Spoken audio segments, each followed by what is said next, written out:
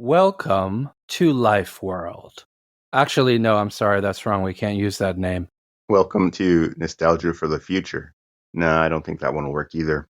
Welcome to Pot Shots at Cubbyholes. Wait a minute, why can't we use that one? So, I guess the main gist is that there were names that we couldn't use. Right. That we had hoped to use, and that there's a bunch of them, but I threw a monkey wrench into this one with that question. Yeah. We also had United Colors of Beelzebub, which we gave up on for various reasons. Right. There's no reason to be needlessly offensive, although there certainly is a lot to be mined there in terms of references to the fourth way. Right. Gurdjieff's ideas. Right. But since that would be lost on most people, it might just pigeonhole us as some sort of, esoteric, satanic idiots. Yeah. Well, what I find offensive is that when we came up with Life World, we kept recording episodes, and then when we were getting ready to release, we realized that someone else was already using that name for a podcast. Right. Someone where the philosophical notion of Life World and the whole tradition of the concept had no bearing whatsoever on the topic of the podcast. Right. That was, I guess, probably the worst thing about having the name sniped from us. So yeah, I think probably the worst part about it, was that, well, they weren't using the philosophical concept, and also I spent hours with a procedural programming language and graphics programs creating a logo for Life World, only to find out we couldn't use the name. Right, and the logo was intimately connected with the name. It was a design around the actual world, Life World, and you did do a beautiful job on that. Yeah, maybe we'll do a one-off episode on Life World and we can use it there. Yeah, that's not a bad idea, and just talk about the concept of the Life World. Yeah.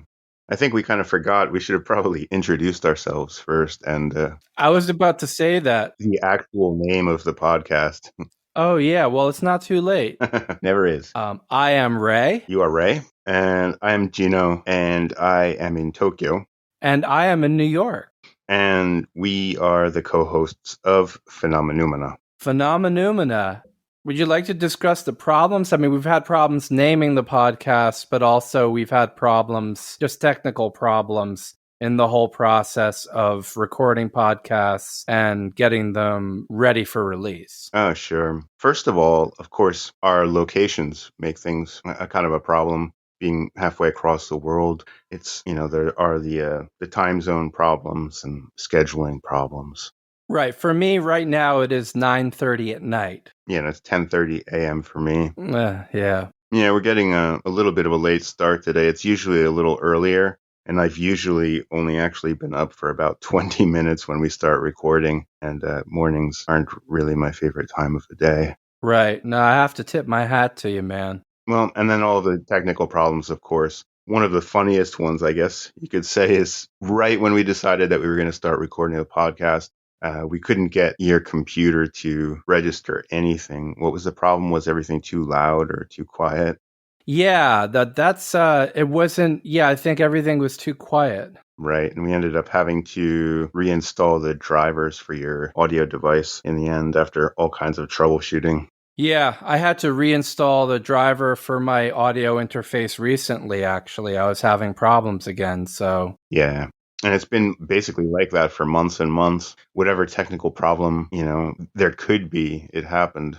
That's right. It's like Murphy's Law. Yeah. Which I heard isn't even the right name for that law, but I don't know what the real name is. But it only proves the point. Yeah, that it does. So another name that I think I came up with was Cuckold in a Wambulance. Yeah, we did that one. We had a lot of good names. Yeah. But none that just, really grabbed us like... So speaking of cuckold and a wambulance, I actually have encountered, I think like maybe 2 or 3 real cuckold realities, like someone living in a cuckold reality. Not just, people with weird internet search histories, but it's actually like structuring that person's life. Uh-huh. And I guess I found it really kind of incredible, but it goes to show how malleable the human psyche is. And I guess that's one of the things that's really one of the topics of interest for us is the true nature of the human psyche, the scope of the human psyche. Definitely. There's that huge range of weird shapes that humans can take. A veritable balloon animal parade.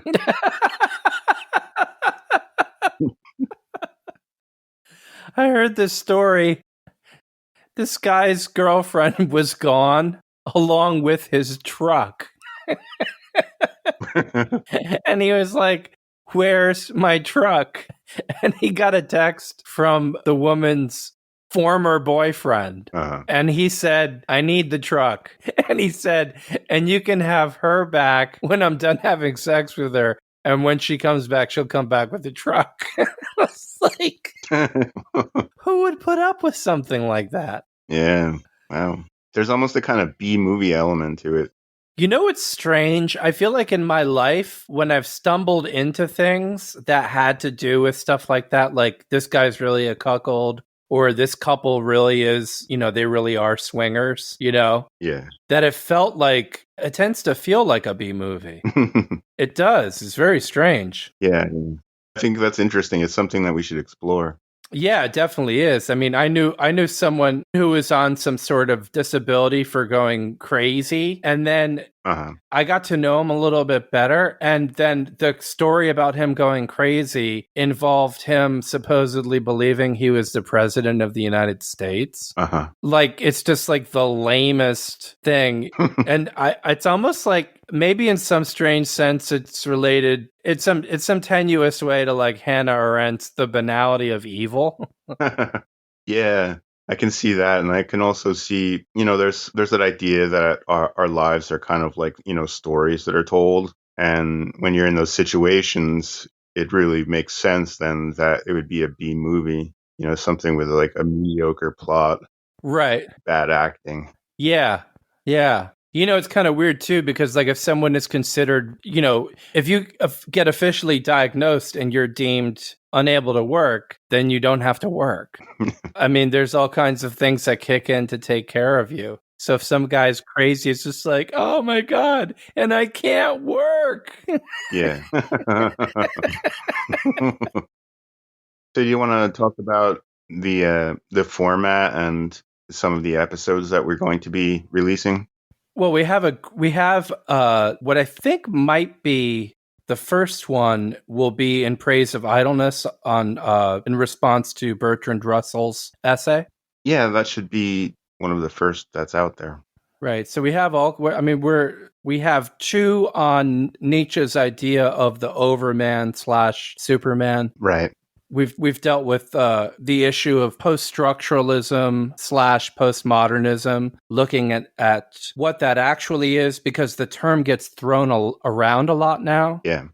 There's a kind of invocation. There's this idea of people in the streets that are promoting chaos and random violence and wanting to tear down the system. And then there are kind of conservative radio talk show personalities, both making references to postmodernism. And my general impression is that most people don't really know what they're talking about. So there's this word postmodernism that's floating around and people don't really know what it means. Right. But it will definitely be a context for talking about the work of David Lynch. Right. And looking at postmodernism through integral theory. Right. But not just kind of summarizing what Ken Wilber, for example, has to say about postmodernism. We have actually looked at primary texts. And I think that's one of the things that distinguishes us a lot from people who are disseminating information about different schools of thought. We go to actual texts. Right. That's true. And that makes me think of that special word that you coined. Repuke. Right. It's like someone hasn't read the original ideas in the first place. So then they have a kind of mistaken idea of what it is. And then they say it. And then someone else takes it and without digesting it, just rebukes it. And then someone else down the line rebukes it. Which brings me to, I definitely think we should do an episode on Hegel. Hegel is definitely someone we should work with. I spent a long time trying to decipher. I don't even know if it was Hegel or if it was Gadamer trying to explain Hegel. Uh-huh. But when I really understood it, I was like, oh, okay. It makes me wonder. It really makes me wonder how much is in Hegel. Reading Hegel is very difficult. Also, I have a copy of Phenomenology of Spirit. Very difficult to read. And, at a certain point, you're not sure if you're missing a gene or something. And then and then I think I lifted that from Noam Chomsky. I think Noam Chomsky said something like that about that he didn't understand postmodernism or whatever. But then it's like you start to get an idea of what he's talking about, and you're thinking, oh, this actually is really profound. Probably could be a better writer, but yeah, we should definitely do Hegel. I think you mentioned to me, and I've read about the fact that thesis, antithesis, synthesis is, I haven't read all of Hegel's work, but I haven't seen it in what I have looked at. And have you seen that in his writing? Yeah, as far as I know, that is something that he never actually used. It was maybe someone, creating a kind of abstraction out of some of his ideas, someone else. But yeah, I mean, he's inextricably linked to that phrase, and it seems like he never used it. Right, right. Or he used it once or twice, but generally that's not how his thought progresses. But I guess it was used by some other German writers around that time period or afterwards, and he just got pinned to him. But it's interesting too, because you can get these books on philosophy, where we'll say like Introduction to Philosophy or something, or like some, like comic book form of philosophy. A lot of those books are really good, but you get this over and over again, this thesis, antithesis, synthesis, where you're getting like, oh, this is somebody summarizing this for me. Yeah. We're at a point in history now where victim consciousness and a sense of helplessness is so strong. Right. And at the same time, we have access to more information than we've ever had before. Right. Yeah. There's just so much that's available online, and I want us to contribute to that, and I think we can, where we can help people to understand topics where they're getting closer to the real essence of what's being talked about, and not just propagandistic use of terms or schools of thought that are used kind of like, for propagandistic purposes, but also by people who themselves are just stumbling through the darkness. Yeah, absolutely. I liked your example of the Introduction to Philosophy books. There are so many of those, the types of examples out there where something is just being rebuked and, it's not even true in the first place. I think that will form a number of themes in the episodes that we're going to do, trying to sort of set the record straight and to work with ideas like counterintuitive ideas and counterfactuals, and basically just taking a path of trying to emancipate ourselves from the chain of repuking. 100%. 100%. It's like, oh yeah, I was telling you, you can get on the internet and you can find a crazy problem. There are a lot of nice websites where you can go. Like, let's say you're interested in Fourier analysis. When I was doing my math ed degree, I also took advantage of the opportunity to, take some graduate level math courses. And one of the things I learned about was Fourier analysis. Mm-hmm. And it was like a semester of just, mind-boggling, grueling work and, double integrals and all this insanity. And then I found a video on YouTube that everything just came into place. And I'm like, oh, that's what we were doing? That's what that is?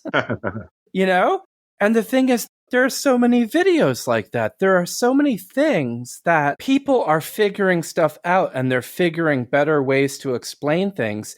And it used to just be that people would be hitting a wall and there would be no way to get through that wall. Yeah. And then if someone can see something and say, look, this isn't really like that. This is like this. And then you have an aha moment. Then you might also be putting something together in a better way, being able to communicate things clearly. And we could be having more and more aha moments. We have access. I mean, people don't even really have that much of an idea of what history was like, Can you imagine, like, what was it like, let's say like 100 years ago to be a coal miner? So I really want us to try to make better use of the technology that we have and take advantage of the fact the world is now it's kind of a Marshall McLuhan-esque kind of thing. Like the world is being connected through this giant global nervous system, and we can become conscious. The world can become more conscious. Yeah.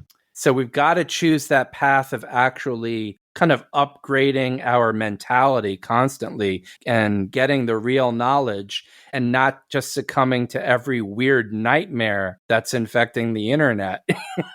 Right. Cats and memes and Facebook arguments. Yeah, Facebook arguments. Yeah, so that's definitely it takes a will to move beyond that or in any forum. Right. But I do have a weakness for cats too. I'm a big cat lover. So I put together a short list of some of the topics that I think we were planning to get into. Okay. I could just go through a little bit of that and get your feedback on it. Let's see. First up is ecology and commerce. So important. So important. And the thing is I don't feel like I have expertise in either of those topics, but whatever we talk about, I research, you research, and there's a kind of organic process of unfolding, and we learn as we go.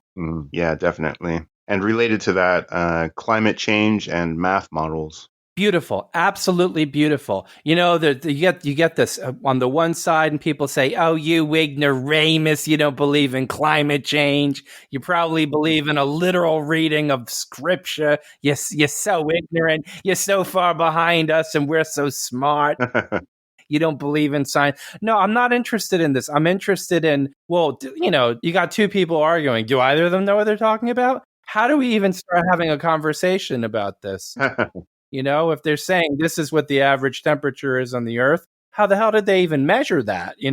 Let's start. So let's build it from the ground up and figure out what we're even talking about. Right, exactly. So we can get into the math there. And I'd also like to bring up physicist Freeman Dyson there.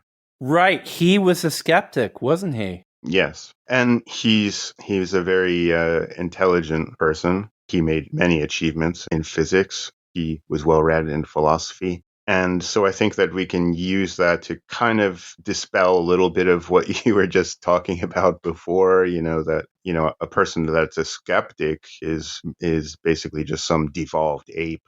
Right, right. And I have to admit, I haven't looked deeply enough into this to say where I stand exactly. That's why it'll be a real learning experience for me. But the fact that he is a skeptic, that's really interesting because, I saw an interview with him from very recently. He died in February, unfortunately, but man, was he sharp. Yeah. He was so sharp, and man, people like that who use their minds, that's what I aspire to. Yeah, absolutely. He was really an amazing, he's really influential. They've even made a reference to Freeman Dyson in Star Trek episodes. Yeah, yeah. What was that where you build a sphere around a star to absorb energy? Yeah, the Dyson sphere. Dyson sphere.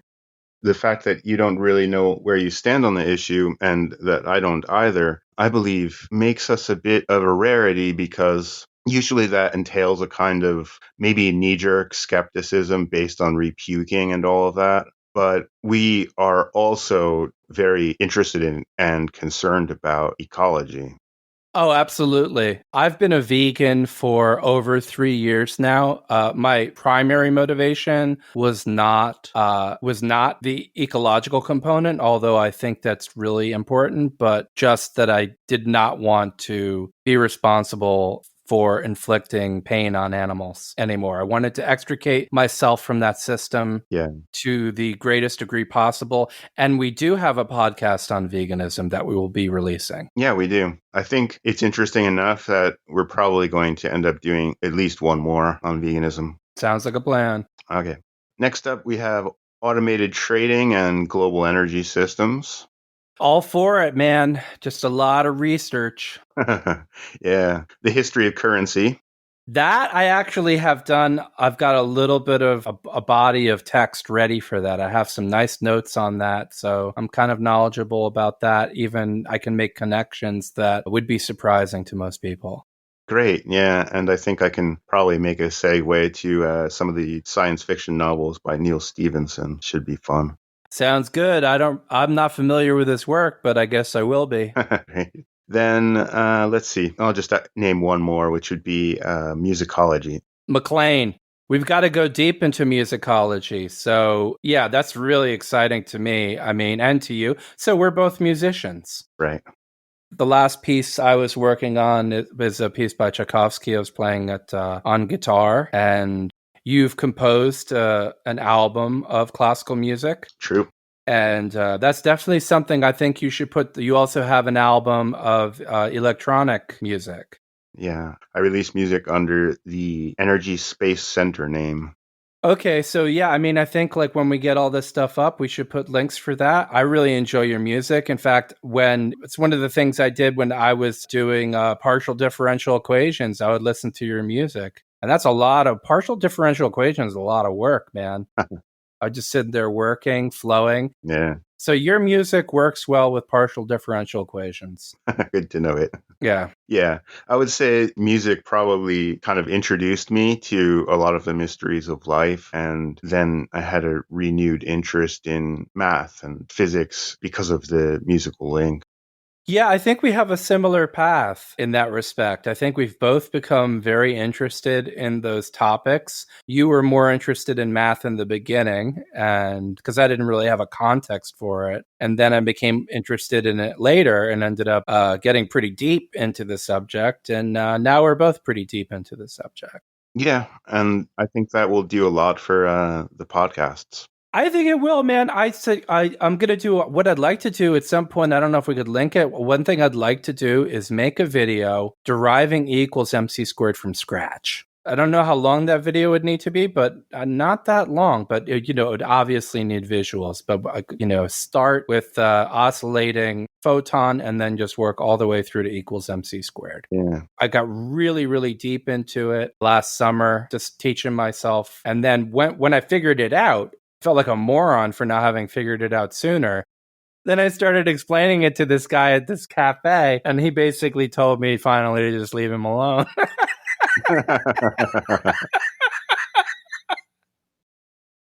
But I think one thing that we have in common with our interests and knowledge is a kind of openness to things and a belief in the capacity of the human mind. If you relate to the human mind properly and you're not overcome by all these mechanisms that keep you from understanding things, so that we're really fascinated with a lot of cutting edge material. Yeah. But it's not as if, we see ourselves as superhuman. Like my point isn't I know this and I figured out this because I'm a super genius and I just want you to look at me and be in awe of me, but rather to say, no, this is the path that a human being can walk if the human being really wants to walk that path. And I think we are at that point in history now where we need fewer idols and more kind of people actually opening their eyes and walking their own paths and having, intellectual integrity and just like some basic psychological coherence so that they're not just being knocked around like a pinball. Right.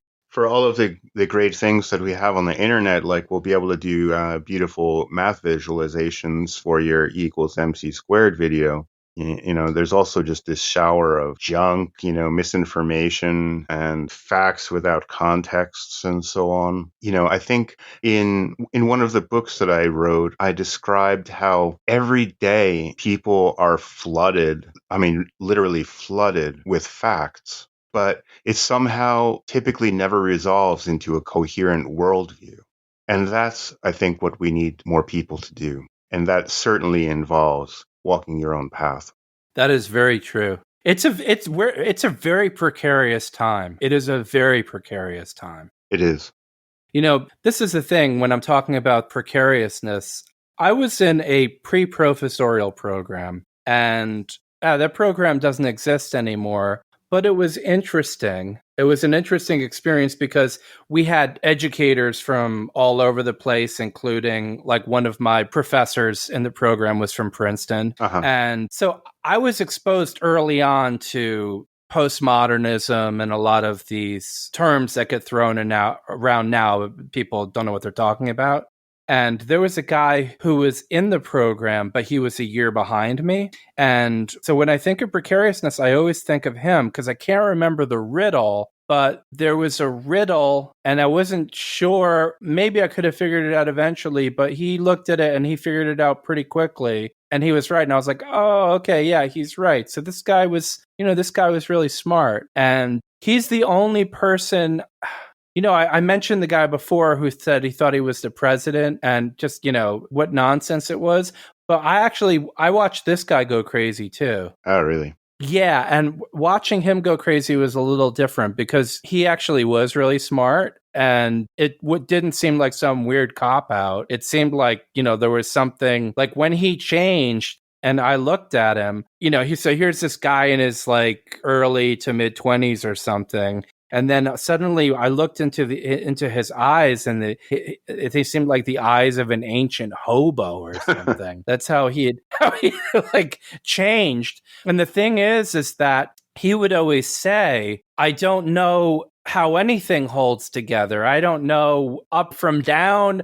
I don't know." He was in that kind of postmodern mindset, but he had no orientation for how anything could come together. And he got paranoid. He got really paranoid. Right. And the thing is that the people, he used to, I think it was Hemingway. It was like a warm, well-lit place, I think was the term he used. Like, I just want a warm, well-lit place. That's how, insecure the guy was and afraid. And the thing is like a lot of the people around him that were in that circle were hostile to him because he was smarter than they are. So it's like you wouldn't even get like support, like even when they're trying to be supportive of him, it's like they were, how can I explain it? From his perspective, he's picking up on this hidden hostility among them where they're all working against him and they're like, no, Michael, we love you, blah, blah, blah. And I'm thinking, no, he's right. And I'm like, I've noticed it because you do the same thing to me. Right. And, just like seeing that whole thing and then going with a friend of mine where just the way that he talked about it, where he was supposedly going to help him, but he was pissed off that this other guy we knew kept calling him a genius.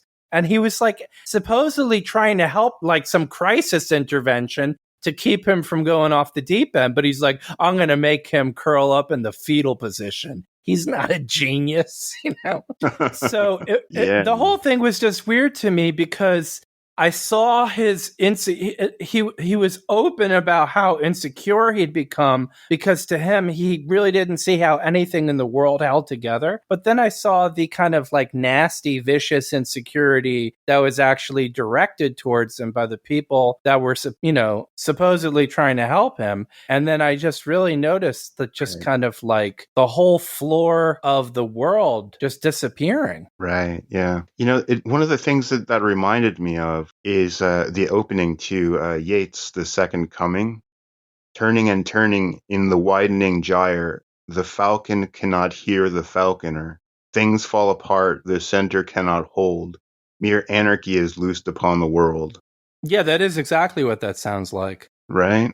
And of course, the second thing it reminds me of, of course, for R.D. Laing, one of the things that he realized when treating a lot of quote unquote mentally ill people, schizophrenic people, and so on, is that they seemed attuned to the psychological violences that people commit against each other to a greater degree, a more real degree than the average supposedly healthy person. Right, like that's completely coherent with what I just said. Yeah, exactly. So Laing discusses this idea of ontological security, where if you have someone that's ontologically insecure, which seems to be the type of person that you just described, they have no sense or connection to the actual reality. And so they contrive to make a pseudo-reality to replace it. And that pseudo-reality can basically just entail that process of trying to create reality. In other words, I knew a person that felt as if they were in a meteor storm and they had to use all of their energy to basically block against being struck by a meteor. But of course, there was no meteor storm and there were no meteors. It was just that process of contrivance to create a reality. And the way that he described it is that if he were to let go, if he were to stop defending against the meteors, then reality would be destroyed. But of course, it was only that pseudo reality that he was creating in that whole story that would have been destroyed, leaving him in that actual situation where he just simply has no connection to actual reality. Right. Well, you know what this reminds me of? This reminds me of Chogyam Trungpa in his introduction to the Tibetan Book of the Dead, talking about feeling less and less connected, like you're going to go into the void. So you hold on to something to try to keep from disappearing entirely, like, loving someone or hating someone, some intense emotion. Yeah, that's a really great connection. You get this idea with Lang of the contrivance and with Trungpa of a prop.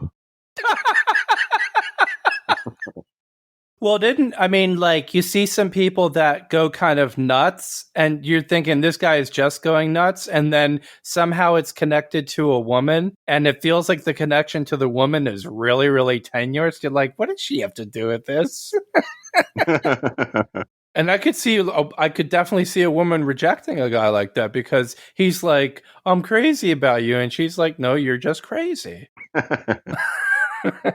Right, right. Well, that's basic Buddhism in a sense, right? We of course can have our families and love our children and so on, but for the most part, we do make them into props that lend a greater sense of reality to the situation. Yeah, right. That's definitely, but this opens up a whole other host of questions because Christianity could have a different take on it. So that's definitely another thing that I want to, there can be some connections there. That's another thing that I want to discuss. Yeah. Which is the Bible. And that's why I've started reading the ESV Bible, which is basically the most up to date in terms of proper translation. I found out a lot of most Bibles have a lot of issues with translation. And I just find it really fascinating. And that's turned out to be another example of repuking. Mm-hmm. People saying, oh, you should live by the Bible, and other people saying, oh, the Bible's full of genocide and it's completely immoral. And then you inquire and find out neither of these people have actually read the Bible in its entirety. I'm not saying I've read it in its entirety. I've read it more than most people I know. And I'm still at the point where I'm saying, you know what? I don't even know exactly what to think about this. Because just like I wouldn't dare to get into a really in-depth discussion with a book by Tolstoy that I haven't read. I mean, I wouldn't say no, but I read I read the final 3 chapters and I saw the movie. Yeah.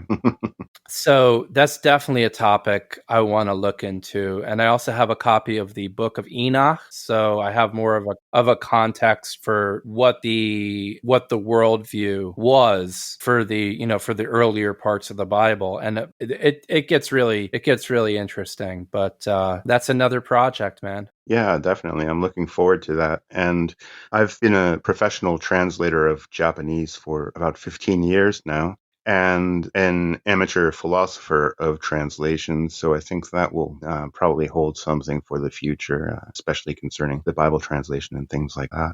Also, you in your book on Dario Argento, in The Delicate War, you get into some terms and the etymology and the real sense in the Japanese. So your work as a translator comes into play in your analysis of the films of Dario Argento. Yeah, it's true. And after the Argento book, actually, I released another book that compares many films of Dario Argento to those of Satoshi Kon, the animated film director. And so, yeah, a lot of my Japanese ability and translation ability are used in that book as well. But also, I just wanted to go back to, I thought it was cool that you made that connection to Trungpa's introduction in the Tibetan Book of the Dead, because my second book on Argento was about serial killer psychology. And I get this real sense that they're stuck in the hell realm as described by Trungpa there, the Bardos. What you just said really makes sense to me. And your second book isn't that long, is it? Right, yeah, it's a short one. I don't know, maybe 70, 80 pages, something like that. Yeah, I need to take a look at that and read that. That sounds very interesting, and it absolutely makes sense. So I think at some point now, I think we should just do a podcast on the six realms. Yeah, that's a great idea. The realms are really, really relevant when you think about like Facebook users and the engineering the engineering used to keep people angry online, so they keep people so that people keep using the services. It is anger. I mean, I saw this. So I think some woman who worked at Facebook, You know, who doesn't work there anymore, has come out and said that's what they do. It's using anger. right. It's using anger. I mean, I go on there. I went on there. I spent about 10 minutes on Facebook today. Someone posted a picture of Ellen DeGeneres with a little girl sitting on her lap. And it just said something like, her career is over. She's going to prison. She's a pedophile. And I said, do you have more context for this photo? Because I'm not saying that I know that she's not a pedophile. I'm just saying all I see is that I'm pretty sure that actually is Ellen DeGeneres. I'm not even sure it's her, but I'm pretty sure that it's her. But I just see a kid sitting on her. How do you know that's not her niece or something? Do you know the background behind the picture? And everyone was just like laughing, saying, "Go do your research." Go do your research means to like watch conspiracy theory YouTube videos, right?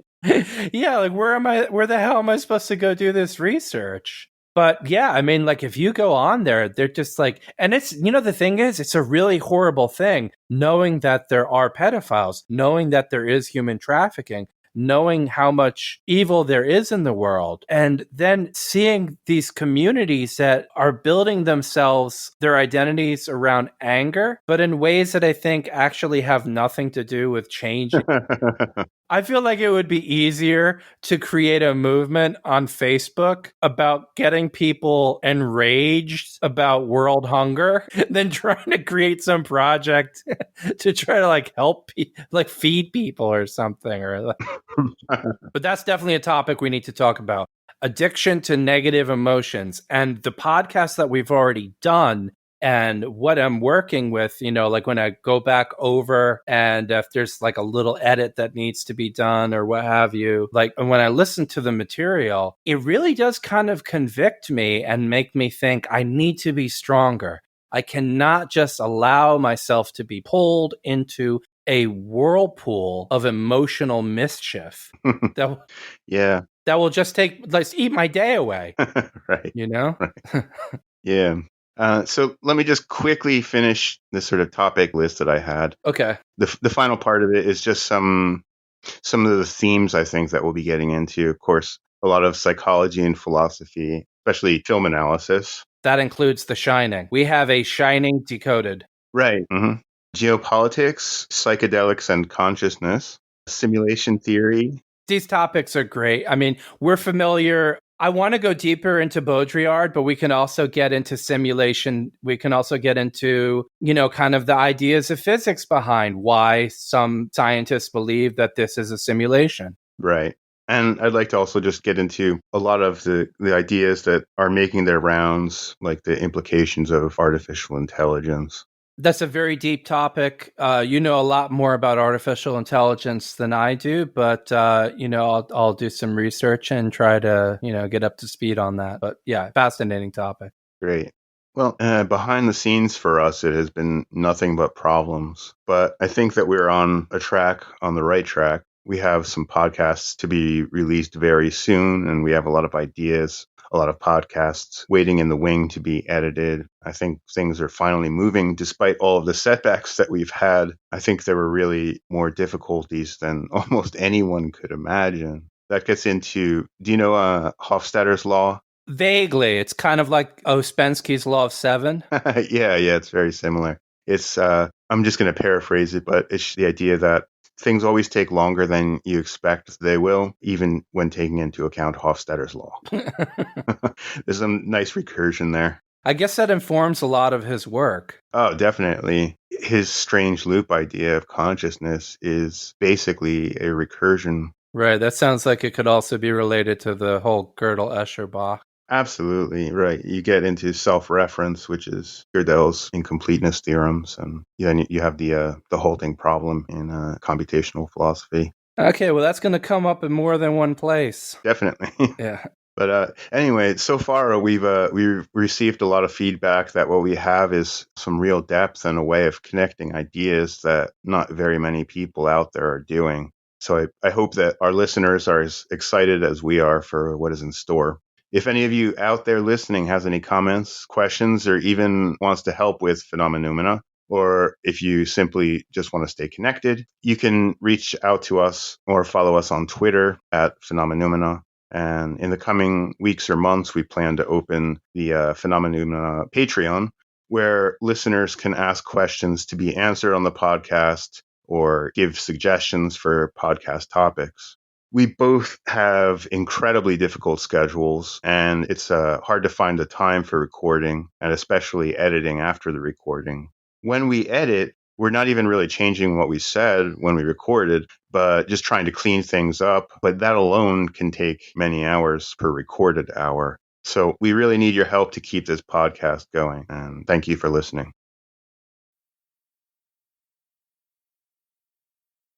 So do you want to just try to wing the outro and see what happens? Yeah, I think winging the outro is a good idea. We could say, if we were going to record an outro, then maybe we should say this and that. Yeah, like you've been listening to Phenomenoumena with co-hosts Ray, I am he. And Gino. Yeah, well, we could do it like that. Yeah, and then we could direct them to all the places where the podcast would be found. Spotify, iTunes, wherever they are. And, check out our webpage, Phenomenoumena.com. What about using this? Can we use this? Yeah, I think maybe we should use this.